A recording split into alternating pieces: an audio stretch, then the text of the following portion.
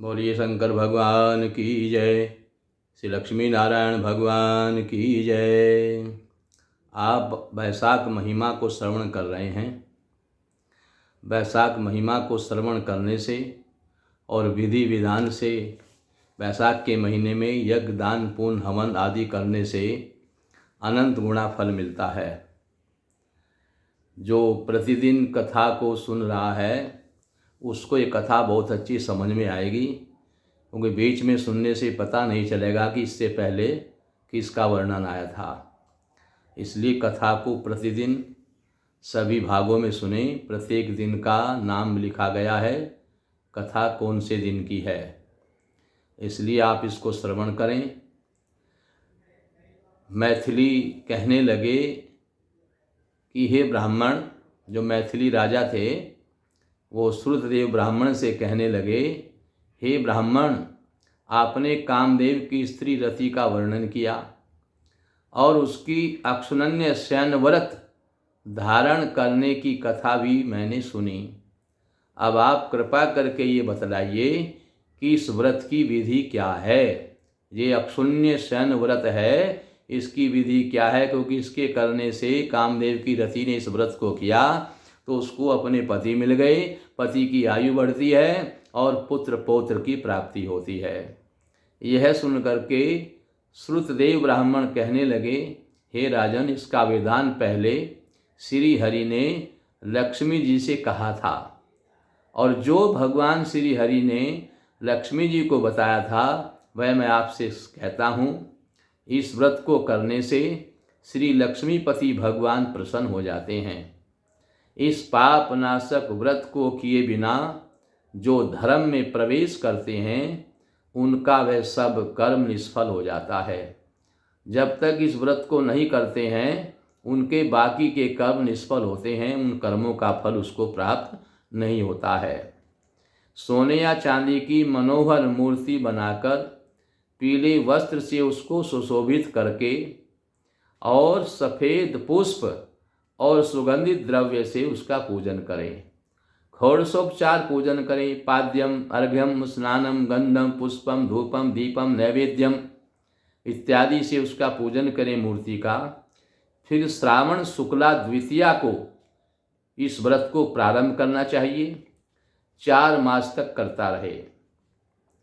चातुर्मास्य में हविष्यानि 4 महीने के बाद हविष्यान 4 महीने तक लगातार हविष्यान भोजन करे, यानी प्रतिदिन हवन करे, और जो हवन से बचे उसी को भोग करे, उसी का भोग लगावे।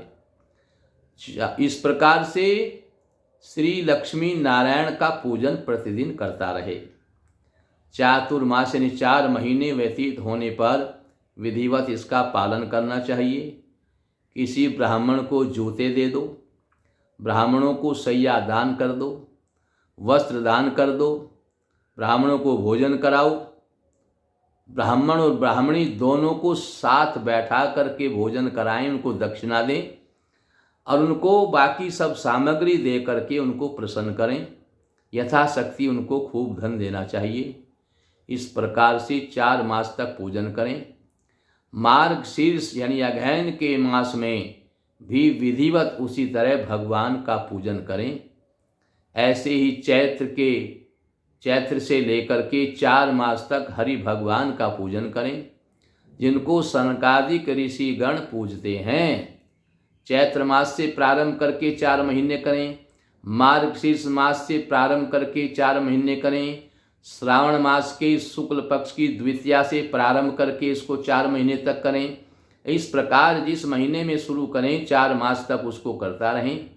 जिनको सनकादिक ऋषिगण पूजते हैं उन भगवान नारायण की, लक्ष्मी नारायण की पूजा करें और इस व्रत का आषाढ़ शुक्ला द्वितीया को उद्यापन करना चाहिए। आषाढ़ पक्ष के शुक्ल पक्ष की द्वितीया को इसका उद्यापन करना चाहिए। ओम नमो नारायण, ओम नमो नारायणाय, इस मंत्र का जप करें, इसी मंत्र से हवन करें। चैत्रादि मास में पुरुष सूक्त से हवन करें। मार्गशीर्ष मास में विष्णु गायत्री, नारायणाय विद्महे इस मंत्र से हवन करें।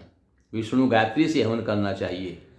श्रुतदेव कहते हैं कि हे राजन, यह व्रत मैंने तुमसे विस्तार पूर्वक कहा।